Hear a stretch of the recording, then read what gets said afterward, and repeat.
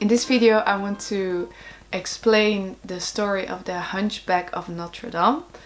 And I actually only want to explain the Disney movie since I didn't read the book, which is actually terrible since I'm literature world, but anyway. Before I forget, please visit my website if you want to gain a more profound understanding of your own unconscious. You can book a Zoom session with me, we can discuss dreams, but we can also do active imagination. It's really helpful if you want to understand your unconscious. And in the same way that I'm going to explain this story, I can also explain your dreams. So bear with me. The Hunchback of Notre Dame was actually when I was a child, a long time ago.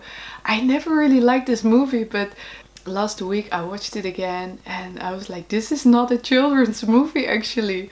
It's a very good movie, but it's not for children.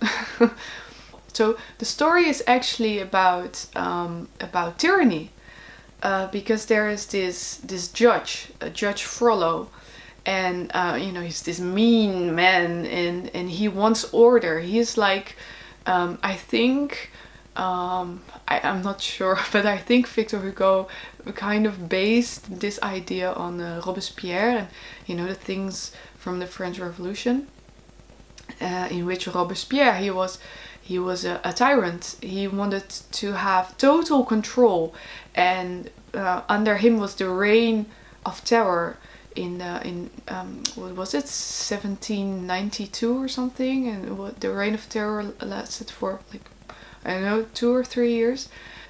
He put like almost everybody under the guillotine, and then eventually he ended up there himself. But he is some kind of Hitler-Stalin figure, because also Hitler and Stalin, they wanted total control. And I already explained about totalitarianism in other videos, so if you want to know more about that, watch those videos. But in this movie, in this story, Judge Frollo is a totalitarian tyrant.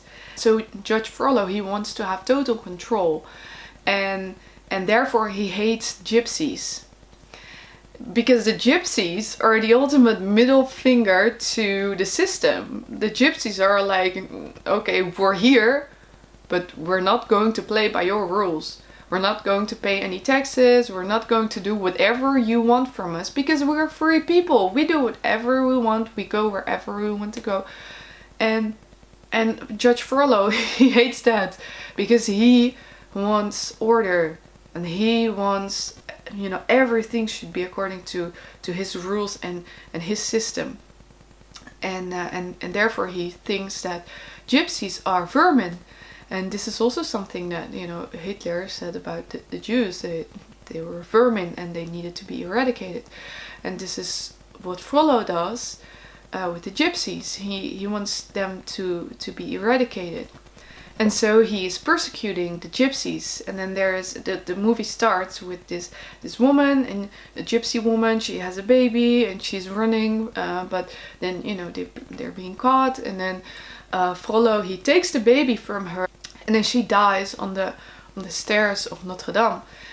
And then he takes that baby, and he sees the baby, and he's like, oh my god, it's a monster. But it's just, we don't see the baby, but we can assume that it's really ugly.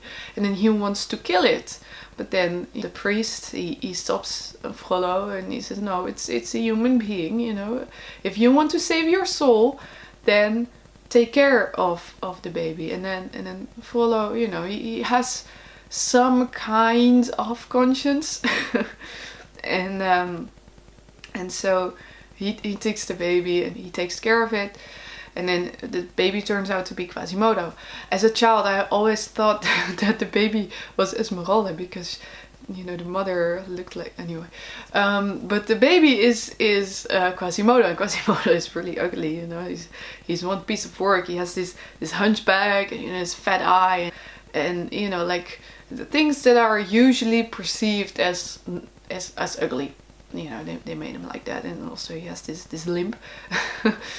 But actually he's a really sweet guy, and he's you can see that he's really strong, but he is made weak by Frollo, because Frollo he wants to control Quasimodo, and Quasimodo can't leave the Notre Dame, and and he is locked in there. And then there is Esmeralda, and Esmeralda is this gypsy woman, and she's beautiful, and she's all femininity actually, because as I explained before, there's masculinity, femininity, and masculinity is order, where femininity is chaos. And so you can say actually that Judge Frollo and his system are completely masculine, and there's no room for the feminine, where the gypsies are pure femininity actually, because you can't control them. It's pure chaos. And then there's Esmeralda, and she's also like this anima figure, like she's really beautiful. She's a woman, she's a gypsy, she's free, she does whatever she likes, and nobody can control her. And also, to make it even worse, she has these tricks that like magic tricks, and then they think it's sorcery or something, but no, it's just magic tricks from the gypsies. It makes her even more elusive. So then there is this feast of fools, and okay, so I'm not going to get into that subject, because the upside down world, because Jonathan Pageau, he has a very good video in which he explains all this, upside down world, everything is turning, But then Frollo, of course, he hates that feast, because he wants order, and the feast, the carnival, is all like chaos, and he doesn't like that. He wants order. And then there's this moment in which like Quasimodo, he wasn't allowed to go to the feast, but then he went anyway, and then Frollo is angry with him. But then Esmeralda helps Quasimodo, and Frollo tells her, don't help him, he should suffer. And then she's like, no, I won't do as you tell me. And then Frollo is like, but I want my order, and people need to listen to me. But then Esmeralda, she's standing up against him. She's standing up against the tyrant, but she's alone. It's not like she has this group of people and then she stands up with them. No, she's alone. She's alone, and she stands up against Judge Frollo, who is the tyrant. And then a very interesting thing happens, because okay, like everybody falls in love with Esmeralda. So Quasimodo falls in love with Esmeralda, and then there's this Captain Phoebus. He falls in love with Esmeralda, but also Judge Frollo, he also falls in love with her, and he hates that, because falling in love, you can't control that. Emotions, it's not something you can control, but Frollo is all about control, he wants to control everything. But then this emotional thing happens to him, in which he falls in love, and he can't deal with that. And then to make it even worse, he falls in love with a gypsy.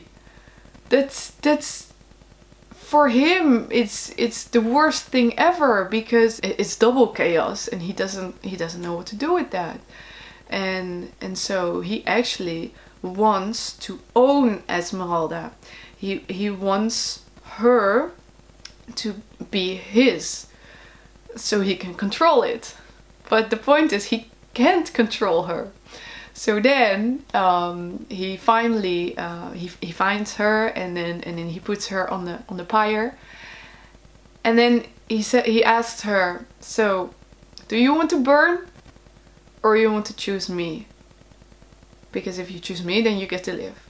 And then she spits him in his face. In this way, she shows that nobody ever can control her.